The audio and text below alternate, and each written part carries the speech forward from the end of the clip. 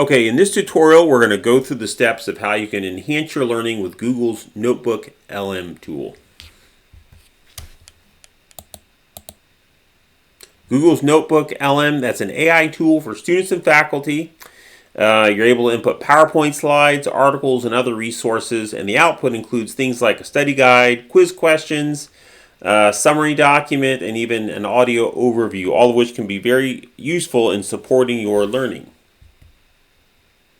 So here's the question we'll try and tackle is how can you use AI to support the learning cycle? And we're going to specifically try and answer that by looking at Google's NotebookLM program.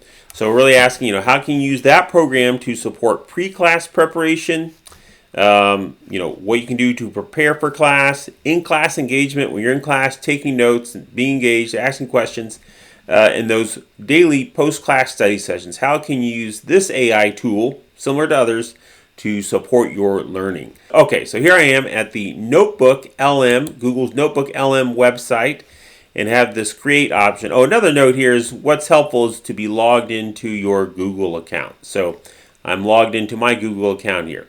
All right, so I'm going to hit the create button. Oh, before I do that, though, let's say I've got a PowerPoint. Maybe I'm going to lecture tomorrow or later today, and here's a PowerPoint file. I've actually saved it as a PDF. Google's NotebookLM, that's the format for documents, whether it's PowerPoint slides or other kinds of documents. I need to save them as a PDF, then they'll be ready to upload to Google's NotebookLM. All right, so I want to say, well, how can I use this tool to be more ready for class and to be engaged in class and to study the material after class? All right, so I got it saved as a PDF, and I'm going to hit the create button. Okay, it says here I can upload. I can click here and navigate to the file. I could drag and drop the file here. Let's see, I'm going to found the file on my computer. I'm just going to drag it over here. All right, and so right now it is uploading and digesting that PowerPoint file, which I did previously save it as a PDF. Okay, looks like it's okay. So here I've got just a brief, relatively brief description of what's within the file. Now over here I've got some options. I could create a study guide. Let's go and do that. We'll see what that looks like.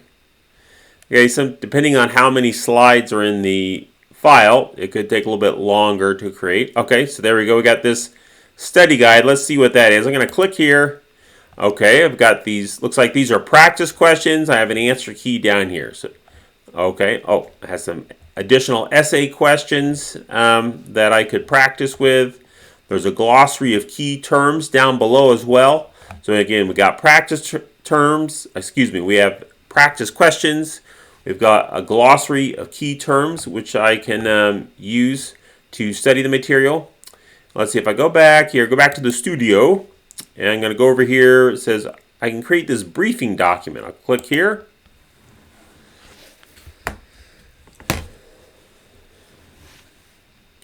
Okay, let's see what the briefing document includes.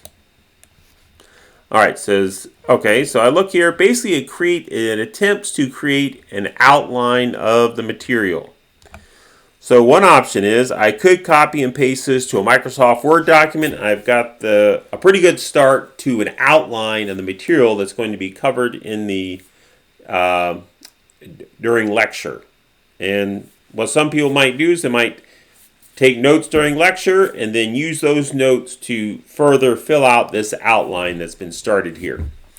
I'm going to go back to the studio. We'll see what other options we have here.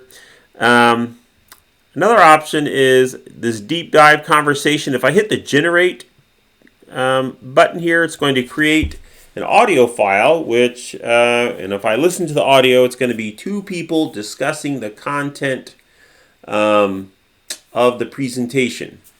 So again, you can upload the PowerPoint files as a PDF. If you actually had the lecture recording, you could upload that, and it'll create all of these items for that. And the actual lecture recording would probably actually include some additional material. But I'm really thinking about, right now I'm thinking about, well, how could I use this to support the learning cycle? So let's, so again, we've got a brief summary here. We've got this, we have a study guide that includes practice questions and a glossary. We created this briefing document, which makes the start of a nice outline, and there's even an option here to create an audio file, which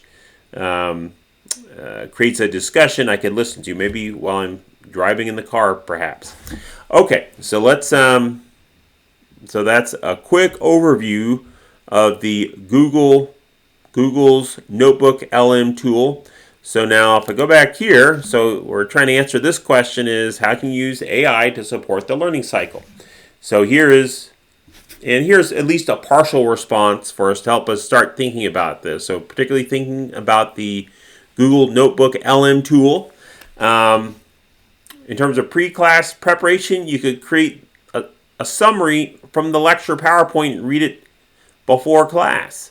So, for example, that briefing document does provide a nice summary in outline format, and could also create the audio overview from the PowerPoint file and listen to it as you drive to campus. So that could help support the pre-class preparation.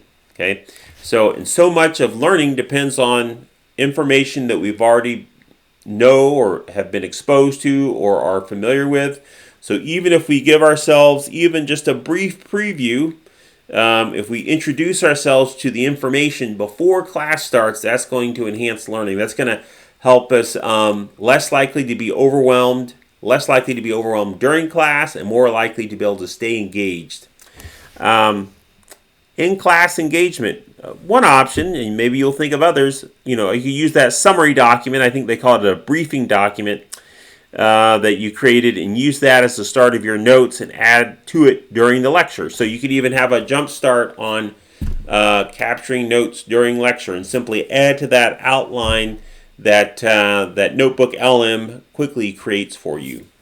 Now, post-class study sessions, there's a number of things you can do. The first thing I think about, though, is create that study guide document and use the included practice questions to quiz and test yourself.